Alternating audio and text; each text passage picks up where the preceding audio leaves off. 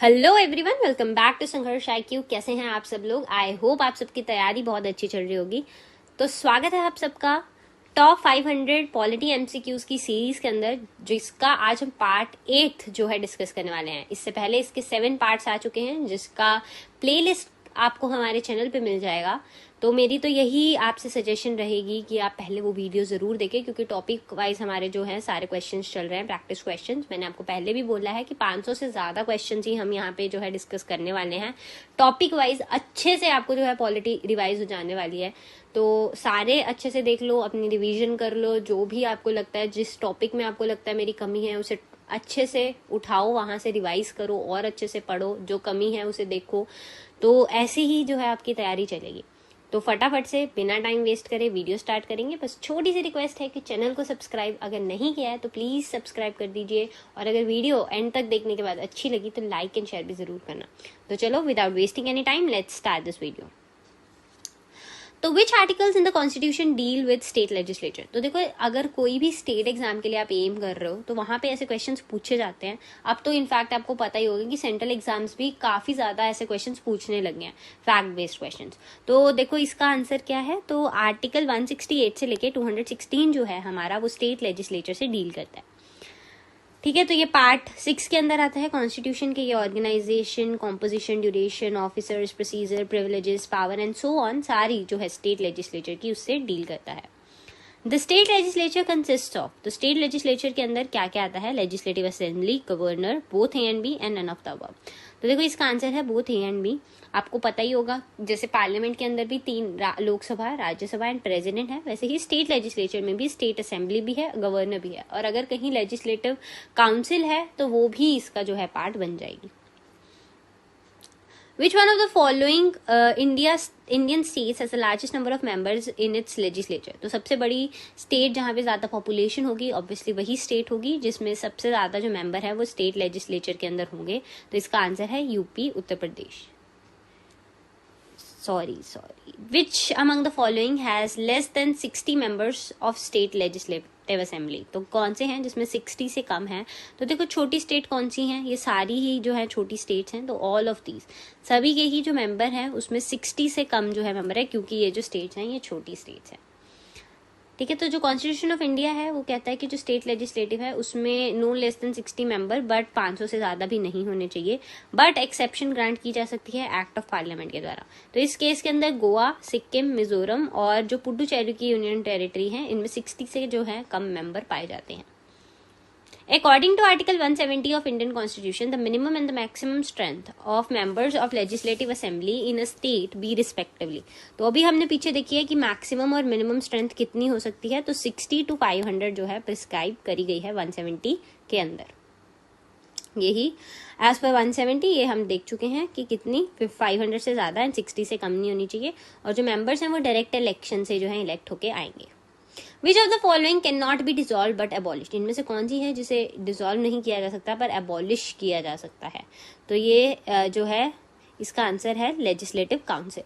आपको पता ही होगा, लाइक राज्यसभा, जो लेजिस्लेटिव काउंसिल है वो भी परमानेंट हाउस है, तो उसे डिजॉल्व तो नहीं किया जा सकता, बट इसे एबॉलिश किया जा सकता है। अगर स्टेट्स को लगता है कि लेजिस्लेटिव काउंसिल की जरूरत नहीं है तो वो जो है पार्लियामेंट को एक जो पास करके अपना रेजोल्यूशन वो भेज सकते हैं। ऐसे ही अगर उन्हें लगता है कि इसकी नीड है तो उसके लिए भी जो है सेम प्रोसीजर फॉलो किया जाता है।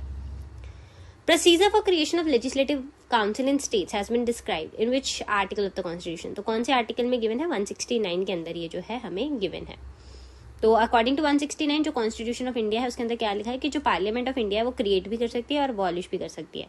कैसे? अगर स्टेट जो है रेजोल्यूशन पास करके भेजते स्पेशल मेजोरिटी के साथ, दोनों केसेस के अंदर। The total strength of legislative council, तो टोटल स्ट्रेंथ कितनी रहती है लेजिस्लेटिव काउंसिल की? तो ये जो है 1/3 of total membership of legislative assembly, but less than 60 नहीं होना चाहिए। ठीक है, तो ये इसका आंसर है। In any state of India legislative council can be created और एबॉलिश, तो ये अभी हम देख चुके हैं। तो by parliament as per the resolution pass by legislative assembly of the state. Who among among the following is the state legislature decide whether bill is a money bill or not? तो money bill है या नहीं है, तो ये कौन decide करता है? तो स्पीकर ऑफ लेजिस्लेटिव असेंबली। देखो सेम पावर चलती है, आपको पता है पार्लियामेंट के अंदर जो स्पीकर है वही डिसाइड करते हैं, लोकसभा में जो स्पीकर हैं वो डिसाइड करते हैं कि एक बिल जो है मनी बिल है या नहीं है। सेम वाइज यहीं पे भी स्टेट लेजिस्लेचर में भी जो मनी बिल है वो मनी बिल है या नहीं, ये किसका डिसीजन होता है? ये स्पीकर ऑफ लेजिस्लेटिव असेंबली का डिसीजन होता है। ठीक है, तो 178 में लिखा है कि जो स्पीकर या डेप्टी स्पीकर होंगे स्टेट लेजिस्लेचर के, जो स्पीकर हैं वो रिस्पॉन्सिबल हैं डिसाइड करने के लिए मनी बिल है या नहीं है कोई भी बिल। ठीक है, तो 178 डील करता है स्पीकर एंड डेप्टी स्पीकर से। Consider the following statements. The governor may dismiss the Speaker of Legislative Assembly of a state and Chairman of Legislative Council of the state. The governor in his discretion can reserve a bill for the consideration of president. देखो second अगर आपको पता है तो वो तो आप सबको पता ही होगा थोड़ा बहुत, है ना, कि इतना तो बेसिक नॉलेज है कि जो गवर्नर है वो रिजर्व कर सकते हैं। इनफैक्ट ये चीजें काफी न्यूज में भी रहती है। जो फर्स्ट है वो आप अगर थोड़ा सा दिमाग लगाएंगे तो आपको क्लियर हो जाएगा कि जो गवर्नर है वही डिसमिस करते हैं स्पीकर को लेजिस्लेटिव असेंबली के, और इनफैक्ट जो चेयरमैन है लेजिस्लेटिव काउंसिल के भी। ठीक है, तो who among the following summon the house of the legislature of the state to meet at such time and place as he और शी थिंक्स फिट। तो ये आंसर आपको पता होना चाहिए, ये भी सेम ही है जैसे पार्लियामेंट के अंदर होता है। तो जो गवर्नर है वो समन करते हैं और उन्हें मीटिंग के लिए बुलाते हैं उस टाइम एंड प्लेस पे जहां भी उन्हें जो है सही लगता है। What is the most important function of legislature? तो सबसे important function जो legislature का है वो क्या है? तो making laws. Obviously देखो legislature क्या है, नाम से ही law making body, तो making laws is the most important function. The power of to legislate on all matters relating to elections of panchayat lies with, तो ये पंचायत के इलेक्शन के जो सारे मैटर्स हैं ये जो है इसके ऊपर स्टेट लेजिस्लेचर के पास पावर है। तो उनकी इलेक्शंस का कैसे जो भी इलेक्शन रिलेटेड जो भी आपको लॉज लाने हैं, रूल्स लाने हैं, वो सब किसका है? स्टेट लेजिस्लेचर का। Which one of the following is the period for the legislative council to retain the ordinary bill? तो ये जो है मैक्सिमम पीरियड कितने देर तक वो रिटेन कर सकते हैं? तो इट्स 4 months। ठीक है, इसमें 4 months कैसे रहते हैं कि पहले 3 months आप रिटेन कर सकते हो, अगर 3 months में कोई एक्शन नहीं लिया है आपने तो वो बिल वापस चला जाता है, या सजेशंस के साथ जैसे भी वापस चला जाता है। और अगर फिर से असेंबली उसको पास कर दे तो उसके बाद जस्ट 1 महीना होता है और उसके अंदर आप पास करो ना करो जो भी करो उसे पास मान लिया जाता है। तो ये जो चीज़ है ये लेजिस्लेटिव काउंसिल के साथ स्टेट्स में होती है। तो ये जो है इसका मैक्सिमम पीरियड कितना हो जाता है? 4 months। What is the minimum age requirement to become a member of legislative assembly? तो minimum age requirement क्या है? तो 25 years जो है यहाँ पे minimum age requirement है। ठीक है, तो 25 है minimum age requirement legislative assembly के लिए भी, लोकसभा के लिए भी 30 है लेजिस्लेटिव काउंसिल एंड राज्यसभा के लिए। The number of nominated members in legislative council, अभी नॉमिनेटेड मेंबर्स की जो स्ट्रेंथ है वो कितनी होती है? तो 1/6 ऑफ द टोटल स्ट्रेंथ। जो नॉमिनेटेड मेंबर्स हैं वो सिर्फ कितने हो सकते हैं? 1/6 ऑफ द टोटल स्ट्रेंथ हो सकते हैं। तो अगर आपने पढ़ा हो लेजिस्लेटिव काउंसिल के जो भी जैसे इलेक्शन होते हैं उसका पूरा फॉर्मूला दिया होता है बुक्स के अंदर, तो उसमें जो नॉमिनेटेड मेंबर्स हैं वो 1/6 होते हैं। Who appoints the CM of any state in India? तो चीफ मिनिस्टर को कौन अपॉइंट करता है? सेम रहेगा जैसे सेंटर में रहता है, तो governor of the state appoint करते हैं। तो chief minister is appointed by the governor who also appoints another minister on the advice of chief minister. और जो काउंसिल ऑफ मिनिस्टर है वो कलेक्टिवली रिस्पॉन्सिबल होते हैं legislative assembly of the state को। What can be the minimum strength of council of minister including chief minister in the states? तो ये जो मिनिमम स्ट्रेंथ है ये 12 मेंबर्स हो सकती है। ठीक है, तो जो मिनिमम स्ट्रेंथ है as per the 91st constitutional amendment है कि ये 12 है, एंड जो मैक्सिमम है वो 15% ऑफ लेजिस्लेटिव असेंबली है। Who is the constitutional head of the state government? तो कॉन्स्टिट्यूशनल हेड कौन होते हैं स्टेट गवर्नमेंट के? तो governor is the constitutional head of state government. ठीक है, तो जो गवर्नर है वो कॉन्स्टिट्यूशनल हेड होते हैं। गवर्नर के पास सारी एग्जीक्यूटिव एंड लेजिस्लेटिव पावर्स होती हैं। Governor is the first person in the state. Who was the first women governor of a state in free India from out of the following? तो पहली women जो governor है किसी भी state की free India में वो कौन बनी थी? तो सरोजनी नायडू जो है वो फर्स्ट वुमेन गवर्नर थी किसी भी स्टेट की जो है इंडिया के अंदर। ठीक है, तो मतलब सारी स्टेट्स में से। तो ये जो है ये पहली गवर्नर बनी थी, कौन सी स्टेट की बनी थी? यूपी की बनी थी 15 अगस्त 1947 से लेके 2 मार्च 1949 तक। तो सबसे पहले आपको ये याद रखना है, और कौन सी स्टेट की बनी थी? यूपी की बनी थी, ये भी आपको याद रखना है। The provision of that governor shall address the legislative council of the state is in which article of constitution of India। तो जो गवर्नर है वो लेजिस्लेटिव असेंबली जो है स्टेट की उसको एड्रेस करेंगे, ये कौन से आर्टिकल के अंदर गिवन है? तो 176 के अंदर जो है ये गिवन है हमारा। Constitution of India does not contain any provision for removal of. तो कॉन्स्टिट्यूशन ऑफ इंडिया इनमें से कौन है जिसके रिमूवल की बात नहीं करता है? तो इसका आंसर है governor of the state. Governor of the state की रिमूवल की बात नहीं की जाती है कॉन्स्टिट्यूशन के अंदर। तो जो कॉन्स्टिट्यूशन है वो कोई भी इसका वो ले नहीं करता है, बट ये बताया गया है कि प्रेसिडेंट के द्वारा इन्हें रिमूव किया जा सकता है। What is the minimum age for becoming a governor in state of India? तो अगर आपको किसी भी स्टेट के गवर्नर बनना है तो मिनिमम एज रिक्वायरमेंट कितनी है? तो minimum age requirement is 35 years. ठीक है, तो ये आपको याद रखना है, फैक्चुअल क्वेश्चन हो गया।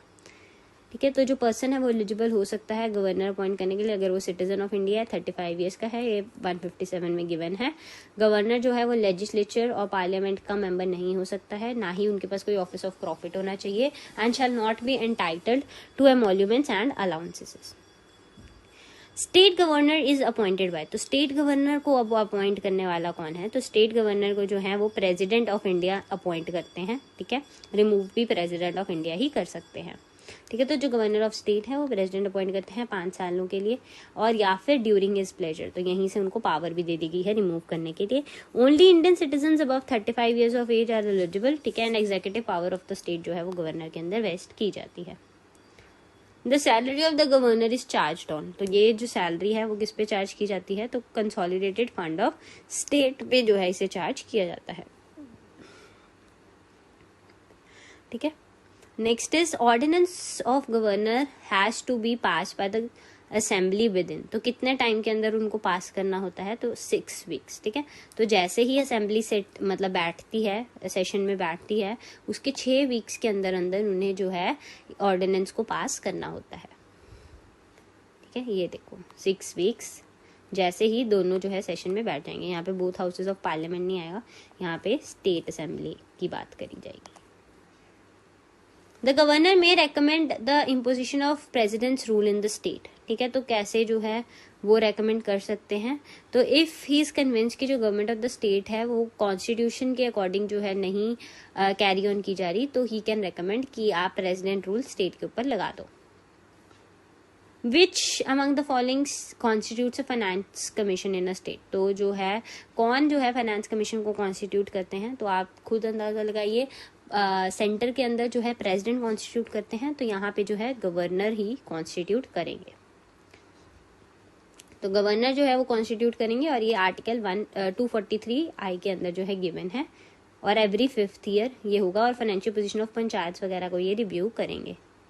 Who discharge the duty of office of governor if it falls vacant due to death or resignation of the governor। तो कौन डिस्चार्ज करता है ड्यूटीज ऑफ द गवर्नर को अगर वो वेकेंट हो जाए डेथ या रेजिग्नेशन के कारण? तो इसका आंसर है chief justice of high court.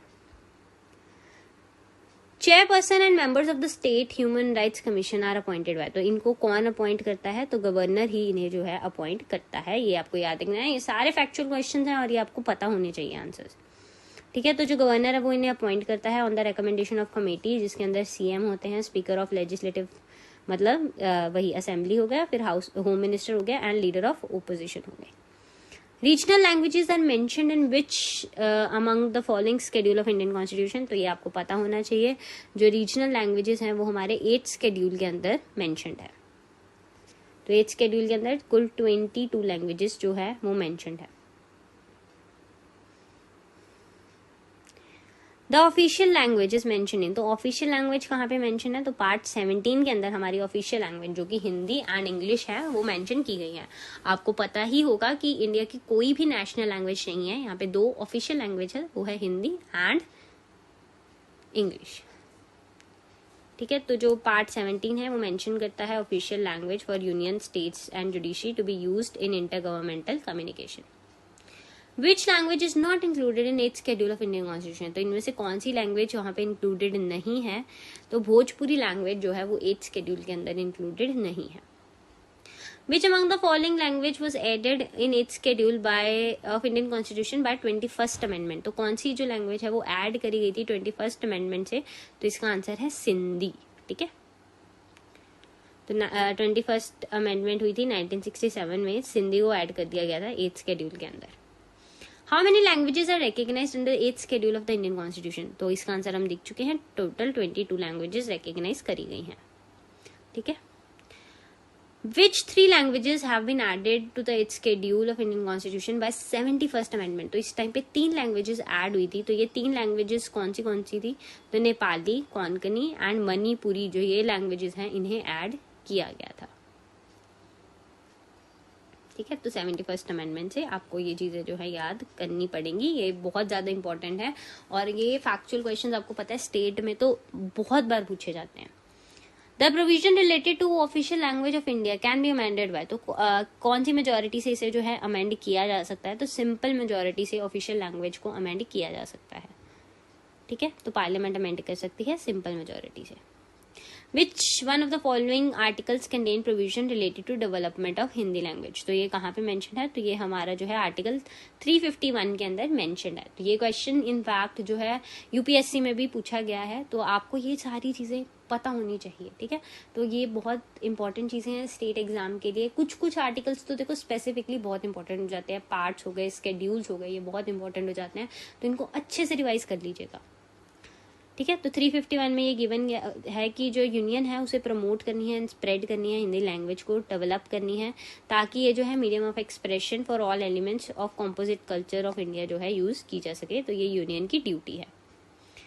Shyam is a petitioner in supreme court, he can argue in which language, तो सुप्रीम कोर्ट के अंदर वो कौन सी लैंग्वेज के अंदर आर्ग्यू कर सकता है, तो इंग्लिश ओनली इसका आंसर है, क्योंकि कोर्ट्स की जो लैंग्वेज है वो भी अलग से जो है डिसाइड की जाती है। तो यहाँ पे हमारी आज की वीडियो जो है खत्म होती है। आई होप आपको ये वीडियो देख के चीजें जो है थोड़ी थोड़ी दिमाग में गई हैं अच्छी तरह से, और आपने जो भी पढ़ा है आपको आता था। अगर कोई भी टॉपिक आपको बीच में क्वेश्चन ऐसे लगे कि मुझे ये नहीं आता है, तो उनको अच्छे से रिवाइज कर लो। ठीक है, तो यही मंत्र है, आपको पता है अगर आपको कोई भी पेपर क्रैक करना है तो प्रैक्टिस इज द की, और प्रैक्टिस के लिए एमसीक्यू वीडियो से ऊपर और कुछ भी नहीं है। बाकी फिर से मैं आपको रिपीट करूंगी कि इसके बाकी के पार्ट्स भी जरूर देखिएगा, अगर आपने नहीं देखे उसकी प्लेलिस्ट मिल जाएगी, और भी ऐसे ही सब्जेक्ट्स की वीडियोस बनी हुई हैं, उनकी प्लेलिस्ट भी आपको हमारे चैनल पे मिल जाएगी। तो थैंक यू सो मच, मुलाकात होगी नेक्स्ट वीडियो के अंदर। आपको इस वीडियो का पीडीएफ चाहिए, पीपीटी चाहिए, उसका लिंक आपको हमारे वो आपको हमारे टेलीग्राम चैनल में मिलेगा, जिसका लिंक आपको डिस्क्रिप्शन बॉक्स में मिल जाएगा। तो thank you so much, bye bye.